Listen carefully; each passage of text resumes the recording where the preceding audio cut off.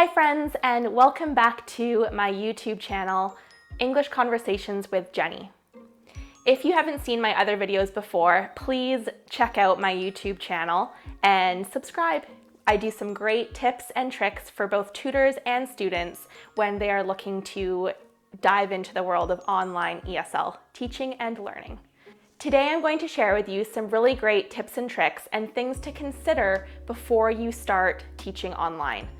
When I first started teaching with Cambly about 2 years ago, I really had no idea what I was doing, and without knowing, I just kind of dove headfirst into teaching online, and it wasn't until a few months later that I began to take it a little bit more seriously, and these tips and tricks will help you start your journey as an ESL tutor a lot more smoothly than I did. Tip number 1, setting up your tutoring space.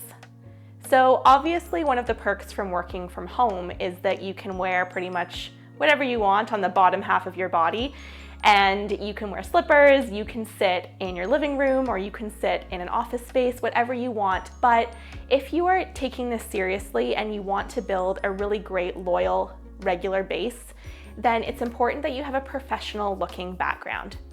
I'm not saying you need a fancy office or you need to go out and buy a whole bunch of crazy professional equipment, but there's a few key things you have to keep in mind. Good lighting is a must. Whether it's natural sunlight or investing in a ring light, having some really good bright light in front of you and not behind you will make your videos look a lot more professional. Also, getting a really good headset. So the headset that I use is from Best Buy. It's a Logitech, and it was only about $30, but it made such a difference for my students being able to hear me clearly when I was talking with them on the video. Also, I got one of those adjustable height computer desks because you'll find that if you're sitting for more than a couple hours at a time, it's really nice to break it up and move into a standing position every once in a while. So I got mine off Amazon. It was only $20, and it has been a game changer. Tip number 2, setting your schedule. So one of the best parts about working for Cambly is the amazing flexibility that they will give you in choosing your schedule. So if at first you are not sure what kind of hours you want to work, that's totally okay. Just plug hours in whenever and as much as you want to and see what works for you. Cambly offers a really neat program called Priority Hours, and this is especially great when you're first starting out because you probably won't have regulars at the very beginning, and this is how you build regulars. So priority hours mean that you sign up for an hour of committed time, and during that hour, students will just call you at random, and you'll take calls from people from all over the world. And when you connect with a student and you find that this is somebody you want to work with regularly, then you can schedule more lessons with them. But priority hours are an awesome way to get started. Again, the flexibility is a huge perk for working with Cambly, and I change my schedule week by week, just depending on what I have going on with my other commitments. Tip number 3, give students feedback. This is a really critical tip, especially if you want to build regulars. I didn't do this at first when I first began teaching ESL online, but now I realize the value in doing it. So it's a little bit of a balance though, because Cambly and most other platforms won't pay you for time outside of the lesson time, so you don't want to invest too much time in giving students feedback.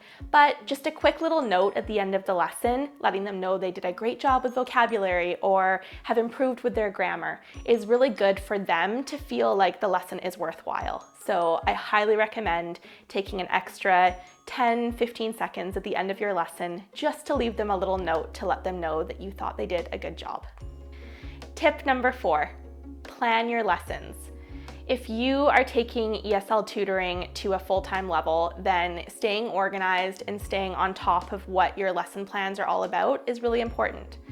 Cambly is great in the fact that it's pretty generally just conversation that you're having with students, conversation practicing. So you're not following strict lesson plans really, even though Cambly does have really great tools to follow lesson plans. But you'll notice that in the Cambly platform, you can keep track of notes about your lesson with each student, and it's a great idea just to hop on for 5 seconds before you begin your plan just to review what you talked about the week before. You don't want to make the mistake of repeating lessons or going in unorganized without a purpose to your lesson. Again, it's generally just conversation, but a good idea to keep track of what you talked about the week before. Tip number 5, look at the camera. This is probably the biggest learning curve that you will have if you are new to working remotely from home and you need to use video as a way to teach your lessons. I thought this was really strange when I first started, and especially if you're speaking with a student for longer than just 15 minutes, it can feel really unnatural just to make eye contact with the camera the whole time. But the alternative is, if you're looking down at the screen, then your student's gonna see your eyes looking down and not at them. And you want them to feel like they're being heard and that the lesson is focused on them and not something else on your computer. So some tricks that you could do is just to put a little sticker or something up by your camera to remind you. Obviously, if a student is doing a reading passage, then feel free to look down at the screen and focus on them speaking because they can't see you at that moment anyways. Really good tip, look at the camera. Your students will feel so much more valued. I hope you found these tips useful for starting up your ESL business online. If you'd like to see more video content like this, please subscribe to my channel, English Conversations with Jenny. Thanks for stopping in. See you guys soon.